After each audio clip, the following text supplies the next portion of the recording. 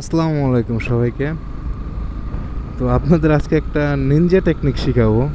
Ninja technique বলতে কি, যে সাপোজ আমরা আছি কোথায়, ঢাকা মা হাইওয়েতে। আর এখন সামনে আপনার ধলেশ্বরী ব্রিজের টোল। বুঝছি, সামনে দেখা যাচ্ছে ধলেশ্বরী ব্রিজের টোল বক্স।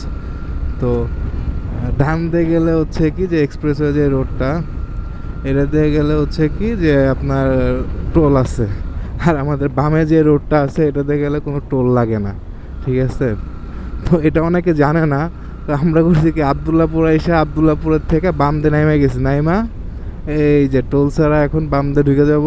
এই যে ডাইনে গেলে টোল, আর এই বামের রোডটাতে যাব, কোনো টোল লাগবে না। কিন্তু এখানে দিয়ে সমুদ্র হয়ে গেছে। আই রে, আহা আহা আহা টোল ফ্রি যাইতে যাইতে সমুদ্রের ভিতরে যাওয়া লাগতেছে।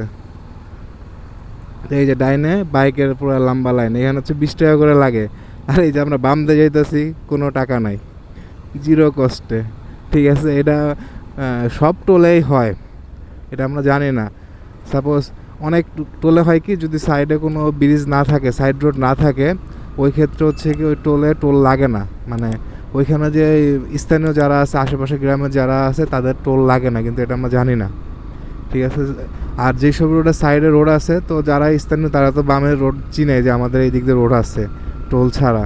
তো তারা ওই দিক দেওয়া ওই দিক দিয়ে যাওয়া আসা করে।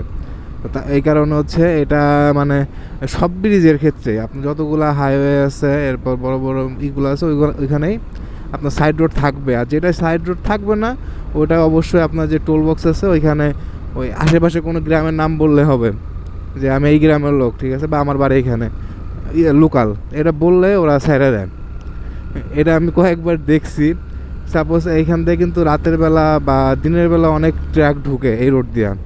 ধরেন এই রোড দিয়ে যাইতে কোনো লাগবে না আপনার, কোনো ওই টোল ভাড়া নাই। একটা ট্র্যাকে 700 টাকা, ট্র্যাক বাসে 700 টাকা টোল আসে।